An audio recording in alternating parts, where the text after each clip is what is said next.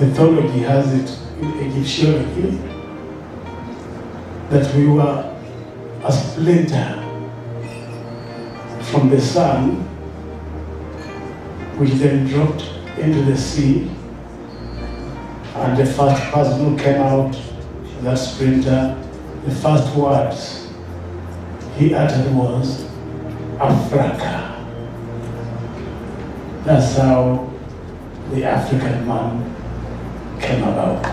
Africa 2.0 was established in 2010, and its vision is to create a prosperous and stable Africa within the next 20 years. But what we do best as Africa 2.0, we are trying to uplift Africans, we are trying to create wealth and share the wealth, we are trying to create an enabling environment. We are not here to show you our power or our might, but we're here to also share with you the power of the example, not the example of our power. Let us make Africa the tree of life. 1986, I wrote the AU, and the inspiration being that Africa is the cradle of mankind and the fount of culture. My little presentations are going to be about reinventing agriculture in Africa. We need to produce more farmers as well as improve the productivity of the farmers that we have through education, educating our farmers on how to improve their soils, because we depend on our soils, we don't depend on destroying them, and enabling the youth. Our youth bulge in this country are the youth that we're going to depend on for our food in the future.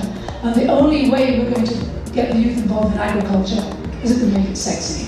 I'm so happy that I discovered the cure for the cancer of tribalism. When I discovered it, I went ahead and started practicing it in my school last year. As I stand here, we launched it on 9th of April, and it works. Change has to begin with us as we own Vision 2030 and becomes part of us. The future of this country is literally in your hands. This country, for it to move where it needs to go, for us to achieve Vision 2030 goals, we have to take responsibility for where we are and where we need to go. Mike, you kept saying, what are you doing for Vision 2030? That people should be asking themselves, what are you doing for Vision 2030? And that is correct. But I think the question is, what will you be doing in the year 2030? Do you have your own personal or institutional Vision 2030 plan? But that will not happen if you're not engaged as leaders. If you are not engaged as leaders, it will never happen. We must manufacture, trade, and manufacture for other African countries. Manufacture for ourselves as Africans. That's the agenda we need to go to. If we do that, guess what? This, China, India, fastest growing parts of the world, US, Brazil, big economies, trade with each other. We do this, that trade comes through. It comes through us, it comes through Africa, and we begin to be a major player globally.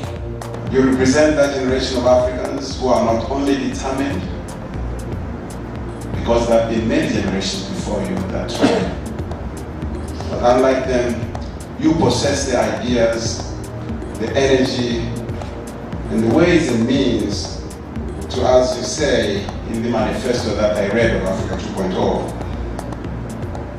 transform our hopes into action, and to do so sooner rather than later.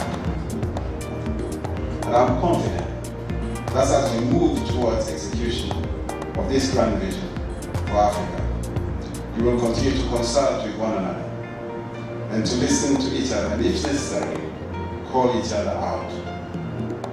Unlike leaders of past generations, I expect you to keep each other honest about the promises you made. That is what is going to make the difference between Africa, the Africa of the 20th century, and the Africa we want to bequeath our children and their children. the Africa of the 21st century. I wish you Godspeed, and I wish you all the best. Thank you for listening. Bogo and Teddy Warrior, who is the Kenya leader, or Kenya chapter leader of the Africa 2.0 movement, to launch the Africa 2.0 manifesto. Okay,